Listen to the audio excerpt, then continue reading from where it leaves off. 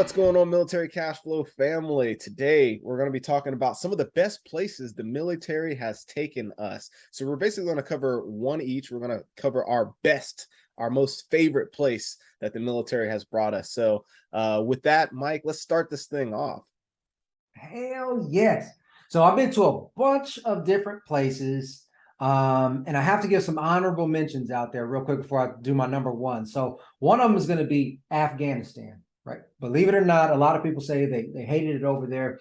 But that was, I went to Afghanistan. And that was my first real experience being in a country like that, and meeting the different people, meeting the different points of view from the locals really changed my mind about how media portrays a lot of things. Right. So we sit back and we hear everything on the news.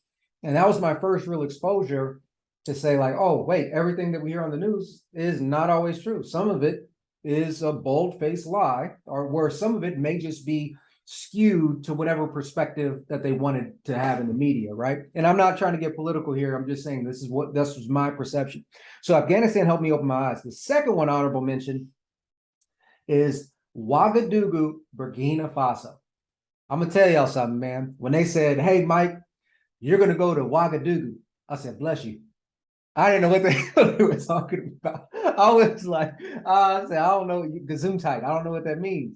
And they said, no, it's the capital of Burkina Faso. I was like, I still don't know where that's at. So I was able to go see this beautiful country with beautiful people in the I gotta do my Western Africa. That was it was gorgeous. I never knew that place even existed. But what we're here to talk about is the number one place that I've been to. And I'm gonna tell you that it's a place in Germany. It's Hohenfels and Garmisch, Germany. Right now, they're not the same place, but they're pretty close. Maybe they're not pretty close. Actually, I don't know. I went on two different trips, but either way, the reason I love them so much, the assignments were different assignments, and whether I like them or not is kind of irrelevant. The place itself was completely scenic and beautiful. Now, I'm gonna be honest, and some of y'all may hate me for this. And look, I love all people around the world, but I have noticed that across Germany, sometimes the locals were rude to me, right? So I was like, kind of rubbed me the wrong way when it came to the people. But the land is gorgeous. In Hohenfels, it's mountains and it's plains and it's forests, and you could actually see wild hare, right? The rabbits that were literally 3 feet tall as they were scrunched. It was ridiculous. The deer out there, beautiful, large. It was just the most beautiful scenic thing that you can imagine. Now, Garmisch, Germany is actually like a ski resort. And so going there, we stayed in a beautiful hotel. I was on a specific assignment helping somebody out. But I mean, you can see and I believe the mountains that you see there are the Swiss Alps. Now, I didn't get to go skiing, and somebody can correct me in the comments below. If you guys know where Garmisch is at, what are those mountains there? I don't know, but they're gorgeous, right? You can see it's just all snow-capped fields. And I actually went during the Christmas holiday. So I was actually able to go to some Christmas markets as well and get the full experience of that German culture. And whatever that hot wine is over there, the muddled wine. Oh, that was a good time, man.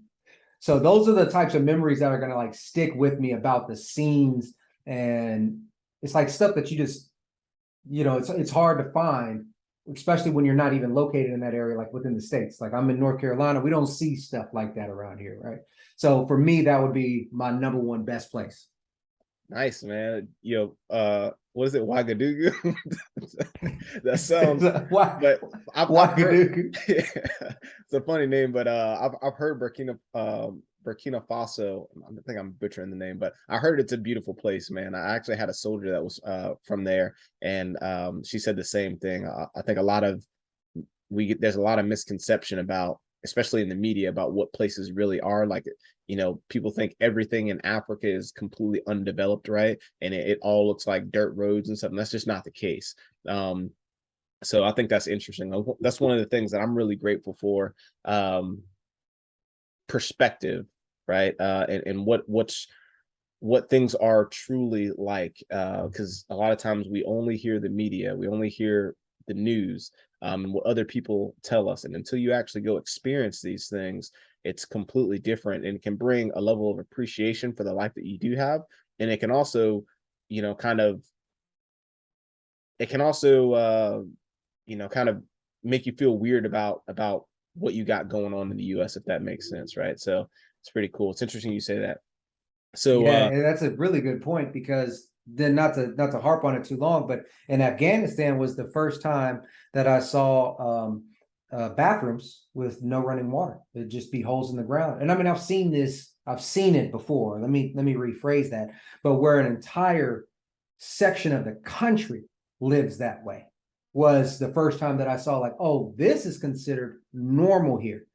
In the States, we complain about all kinds of stuff, but and yes, we got homeless, yes, we have poverty line, but even some of the people that are below that poverty line still have a house of sorts, a shelter that has some sort of electricity or running water. It may not be the best, but compared to people who literally have mud and hay as a wall, or maybe a mattress that they kind of pulled out from the dumpster as a wall, and they're just shitting in a hole, life ain't that bad, But yeah, man, go ahead. Yeah, so my top 3 favorites. So I'll say my first favorite. I'm sorry, but I'll give my honorable mentions as well. All right. So one is going to be kind of weird, because I think if I say this, a lot of people are going to be like, "Oh my gosh, I can't believe you said that." But I'm going to say Fort Drum, man. The Army sent me to Fort Drum. I was stationed there for 2 years, and it wasn't actually Drum itself. It was really because we got the opportunity to go to Toronto and what is that place called? The French-speaking city up north of it. I'm having Quebec. Yeah, Quebec. Well, Quebec's right there too, but or Montreal. Montreal, there you go. In Montreal, man, those are some really really nice, scenic, beautiful places. I really enjoyed Toronto. It's like New York, but just way more spread out. Fort Drum itself, I mean, they did have some nice trails. That's the first time we ever went hiking as a family. And to be honest, like, being so far removed from family, all my family is from the South. When we went to Fort Drum, we were the only ones up there. And just having that togetherness, just being together and not really, traveling that much to see family, because ain't nobody really coming up to see us. So, so just having that togetherness and a lot of like family time, that brought a new level of appreciation for me for what I do have. So Fort Drum's honorable mention, number 3. And then another honorable mention is Japan, man. I really, really, really enjoyed Japan. I got to go to Tokyo. I was there for a couple weeks and really got to enjoy the environment. One thing I really, really appreciated about Tokyo, Japan, that whole country, is the level of efficiency that they have, man. Like, the trains, the streets, everything is so clean. I think that was like the first time in my life that I'd seen a major city where there was no trash on the ground. And one time I saw that I was actually in Tokyo walking around, and a guy just dropped some trash on accident. It wasn't like it was on purpose. And a guy behind him came and picked it up and threw it in the trash, right? Like, so that's something so small, but to me, that speaks volumes for the actual culture and like what they believe and like their togetherness. So I really enjoyed Japan. The food was delicious as well. But for me, number 1 was, just like you said, Germany.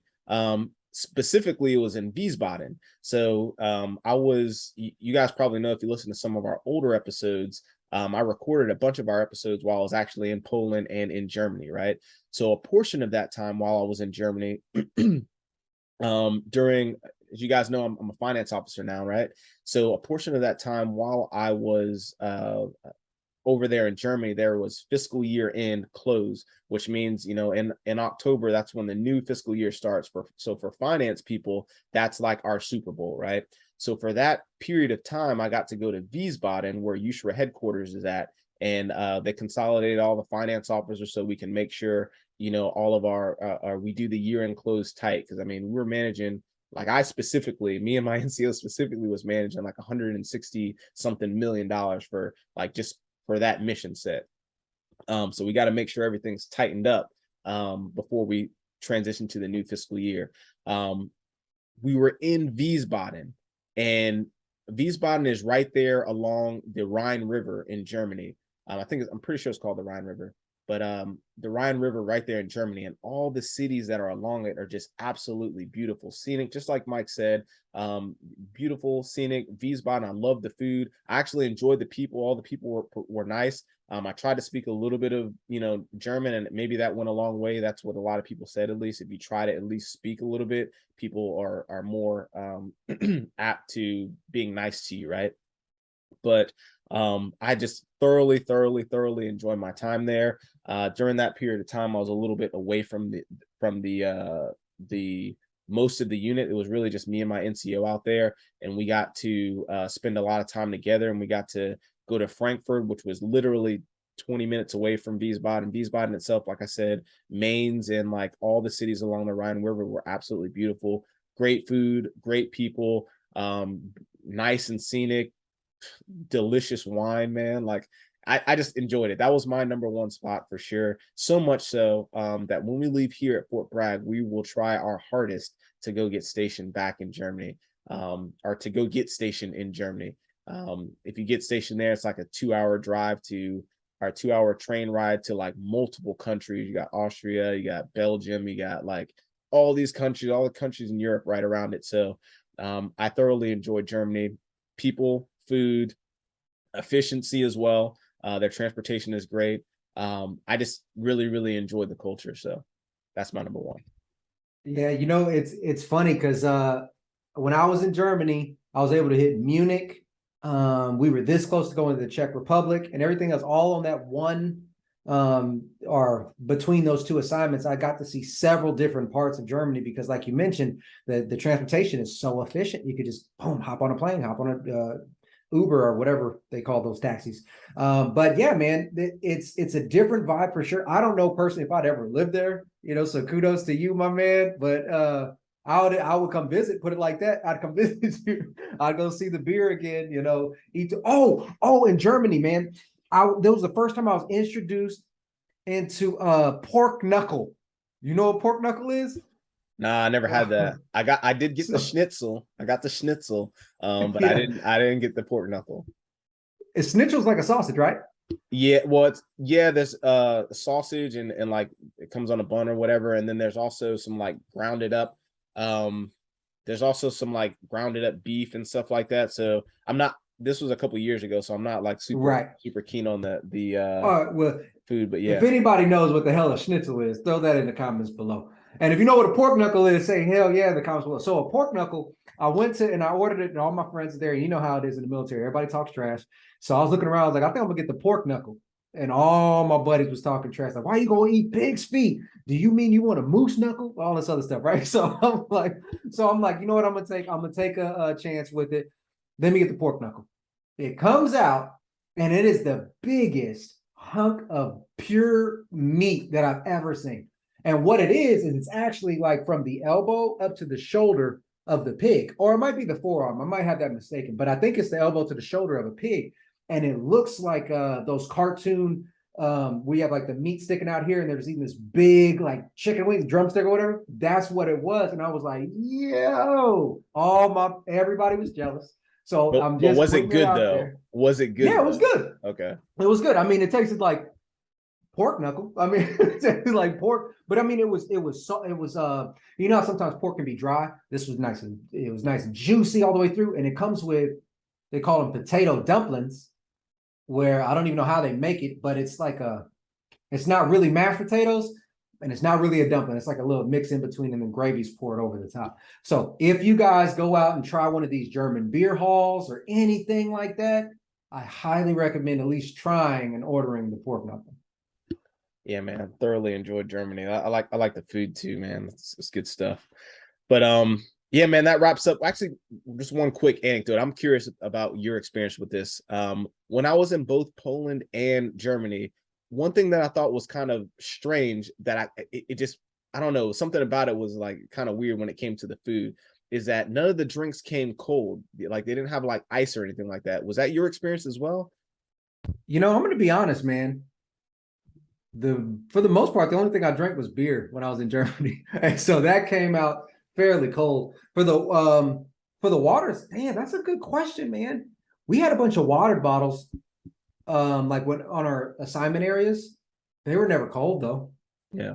I don't know. That's a good question, man. I don't know. Yeah. If you guys know in the comments, let me know. Like, I don't drink beer. I don't drink beer. So like, I don't know. I ordered like a bottle, a soda, and it'd be like a glass bottle, but it would be warm. And I was like, can I get some like ice, or is there any way?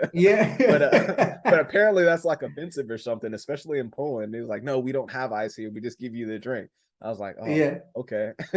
So then they buck at you. Yeah, just get out of Poland. Soda. So, that's a side note. But yeah, so those are our favorite places that the military has sent us. Is a great, one of the great things about being in the military. You get to travel and see a lot of stuff.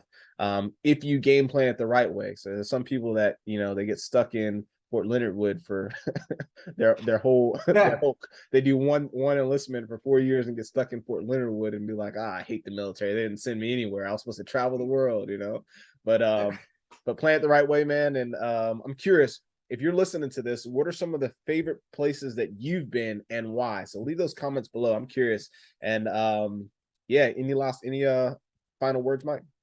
And the only thing I will say is this, just like Dan said, oftentimes people will get into the military and they'll be unfortunate to be stuck somewhere, maybe no deployments, no rotations, and then they're like, oh, this sucks. But if you stick it out, and I'm not saying stick it out just for this, but if you stick it out and you really start to hit some of those NCO ranks, then the doors are going to open for a lot more opportunities. Like Dan mentioned, it was just him and his NCO that was able to go out and do some of the exploration. I was enlisted well, and yes, I was in SF, but there was often times where I would go out either by myself or with an officer or something like that and explore a lot of places as well. So the more rank you have, the little bit more freedom and more opportunities that you have as well. So just keep that in mind. If you're like if you're lower enlisted, E4 and below, and you're like, I haven't traveled yet, you got to do your time. You got to do your time, but opportunities will arise. All right. And with that, this is Dan Wynn. And Mike Glassby. Signing off.